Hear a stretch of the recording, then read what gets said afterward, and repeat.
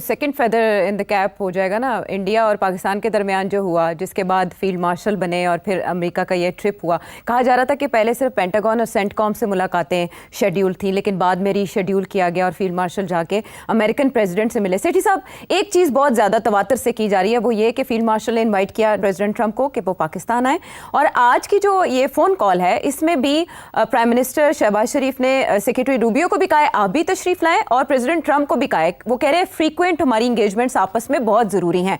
तो आप in coming times जहां ये अनोखी चीज़ अनहोनी हो गई कि फील्ड मार्शल से मिले डोनाल्ड ट्रंप, तो आप विजिट भी देख रहे हैं यूएस ऑफिशियल्स का पाकिस्तान में? नहीं, यूएस ऑफिशियल्स तो आते जाते रहेंगे, बट ट्रंप नहीं आएगा। ट्रंप उसी सूरत में आएगा जब वो इंडिया जाएगा और फिर इंडिया से पाकिस्तान आएगा, और वो पता नहीं वो कब होगा कब नहीं होगा। ये हो नहीं सकता कि अब वो इंडिया जाए और फिर पाकिस्तान ना आए, तो और ये हो नहीं सकता कि वो पाकिस्तान जाए और इंडिया ना जाए।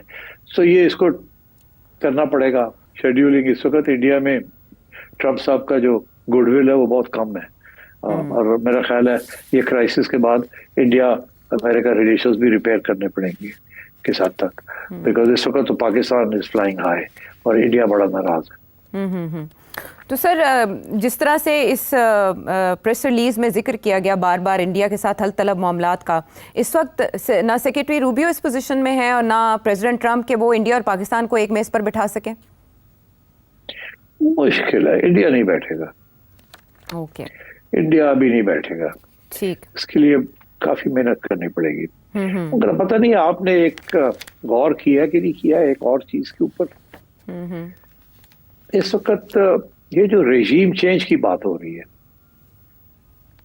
इन ईरान, हो रही है ना, इन ईरान, और सब लोग यही कह रहे हैं कि नेतन्याहू तो ये चाहता है, और शायद अमेरिका भी ये चाहता है कि अगर और कुछ नहीं तो रेजीम चेंज हो जाए। मगर बड़े इंटरेस्टिंग सवाल खड़े होते हैं ये रेजीम चेंज के ऊपर। पहली बात तो ये है कि इस वक्त कोई कैंडिडेट या कोई पार्टी नहीं है जिसको ये उठा के और खड़ा कर दे। कोई ऐसी ऑपोजिशन पार्टी, कोई ऐसी चीज नहीं है जो कि सारे ईरान को संभाल ले। और ये रजा शाह पहलवी का जो बेटा है, इसके तो बस की बात नहीं, सवाल ही पैदा नहीं होता इसको एक्सेप्ट कर ले।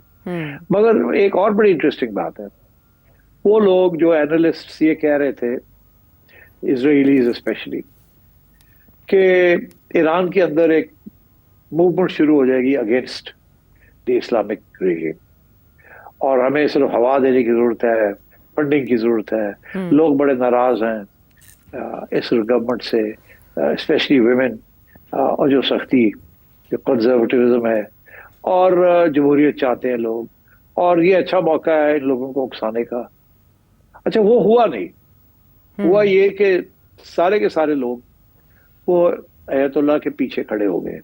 ये बिल्कुल ऐसे ही हुआ है जैसे जब इंडिया के साथ हमारा मसला बना है तो पीटीआई वाले भी और बाकी लोगों के साथ, हमारी इस्टेब्लिशमेंट के साथ खड़े हो गए बिकॉज ऑफ नेशनलिज्म। और ईरानी नेशनलिज्म तो बहुत स्ट्रांग है। तो अब मैं देख रहा था बहुत से क्लिप्स और videos from with in Iran, और वहां से तो यही सेंटिमेंट है कि जो भी होगा we will stand with our regime. हम अमेरिकन इंपीरियलिज्म और इजरायली ब्रूटैलिटी को नहीं एक्सेप्ट करेंगे। तो मेरा ख्याल है वो जो है ना रेजिम चेंज का, कि अंदर से उकसाया जाए, कोई ऑपोजिशन खड़ी की जाए, कोई, वो मेरा ख्याल है बिल्कुल that is a non starter. वो नहीं होना।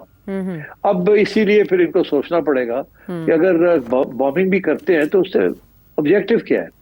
अगर तो ऑब्जेक्टिव रेजिम चेंज है, वो तो होने कोई नहीं। तो अगर ऑब्जेक्टिव ये है कि न्यूक्लियर प्रोग्राम खत्म करना है, तो वो उसके दो ही तरीके, या तो आप न्यूक्लियर फैसिलिटीज को बिल्कुल खत्म कर दें, और या आप नेगोशिएट करके कोई डील कर ले, better deal than the last time. अच्छा, अब better deal than the last time रुक गई थी ना, वो हुई नहीं, तो इसीलिए तैयारियां हो गई थी कि जी अब वो फोर्दा के जो न्यूक्लियर साइट है जो कि 300 फीट से ज्यादा नीचे बेरिड है, वो तो आम बम के साथ तो उसको नुकसान नहीं पहुंचाया जा सकता। वो एक पहाड़ के नीचे जी।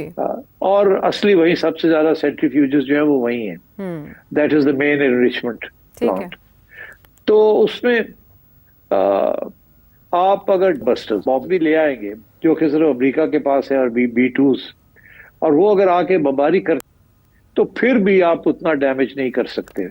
یا تو تسلسل ایک ہی جگہ پہ بم مارتے جائیں, 1 2 3 4 5 6 7 8 9 10 over say a week of bombing, کہ آپ اس فیسلٹی کو ناک آؤٹ کر دیں. ادروائز تو صرف یہ ہوگا کہ ٹھیک ہے جو نیچے ٹنلز بنی ہوئی ہیں اور وہ تھوڑی بہت ڈسٹرپٹ ہو جائیں گی, کولیپس کر جائیں گی ایٹسٹرا, بٹ دا مین جہاں سینٹریفیوجز ہیں they will still be protected.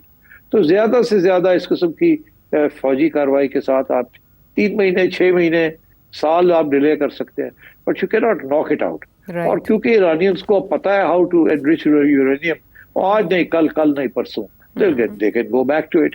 So it is better to have a regime and a deal where inspections take place, and so therefore none of this is required. تو اب میرا خیال ہے کہ we are on that verge کہ یا تو یہ اگلے 2 4 5 10 دن کے اندر کوئی سیٹلمنٹ ہو جائے گی, اگر نہیں ہوگی تو میرا خیال ہے کہ پھر ایک راؤنڈ اور لگے گا of attack from the other side, کہ جی یہ پوردہ کے اوپر بھی تھوڑی بہت ڈیمیج کیا جائے, تاکہ یہ نہ ہو کہ ڈیل ہو جائے اور یہ اس کو ڈیمیج نہ کیا جائے. ان کی شاید کوشش اسرائیل اور امریکنوں کی یہ ہوگی کہ ڈیل سے پہلے جتنا ڈیمیج کر سکتے ہو کر لو, بعد میں ڈیل کر لیں گے. اگر ایک دفعہ ڈیل ہو گئی تو پھر آپ ڈیمیج نہیں کر سکیں گے, ٹھیک ہے نا. So some times it's like this. تو اس لیے انہوں نے اپنے فورسز تو موو کر دی ہیں وہاں, and they can take action at any time, اور کوئی نہ کوئی ایکسکیوز کر سکتے ہیں. فار ایگزامپل کوئی نہ کوئی میسائل جا کے لگ جاتی ہے کسی امریکن آؤٹ پوسٹ کو, یا خود ہی مار دیتے ہیں اور کہتے ہیں ایران نے ماری ہے, and they go in again and do it, جسے کہتے ہیں فالس فلیگ آپریشن. تو بہت کچھ ہو سکتا ہے. So let us keep our fingers crossed, let us hope کہ یہ جو انیشیٹیوز ہو رہے ہیں یورپین اور اب Pakistani initiative, this can succeed.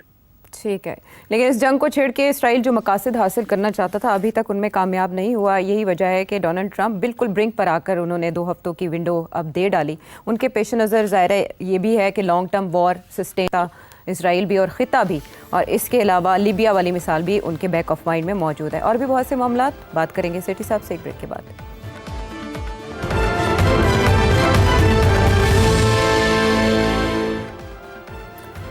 شو میں ساتھ دینے کا شکریہ. امریکن پریزیڈنٹ نے جنگ کے بادل یا جو سائے ہیں تھوڑے عرصے کے لیے ٹال دیے, اور زیادہ سے زیادہ 2 ویکس کی ونڈو ہے. اس کے بعد معاملہ کہاں تک جاتا ہے سیٹھی صاحب آپ نے یہ تو بتا دیا, لیکن ایک سوال جو تواتر سے پوچھا جا رہا ہے اور وہ اسی میٹنگ کے جو پار لنچ جس کو کہا جا رہا ہے اس کے تناظر میں ہے کہ یہ اتنی انپریسیڈنٹڈ میٹنگ ہے کہ لوگ اسے بھول نہیں پا رہے, اور لوگ ابھی بھی اس میں ٹیوے لگا رہے ہیں, گیس کر رہے ہیں کہ کیا ہوا ہوگا, یا پاکستان نے کیا آفر کیا ہوگا, امریکہ نے کیا کہا ہوگا. مجھے آپ سے یہ جاننا ہے کہ ڈو یو تھنک کہ یہ پاک امریکہ ریلیشن شپ میں اوور ٹائم جو جیسا رہا ایک ری سیٹ ہے؟ دیکھیے ری سیٹ تو بہت اسٹرانگ لفظ ہے. ری سیٹ کا مطلب ہے کہ پہلے ایک اسٹریٹجک ریلیشن شپ تھی, کیا پھر سے ایک اسٹریٹجک ریلیشن شپ سیٹ ہونے جا رہی ہے.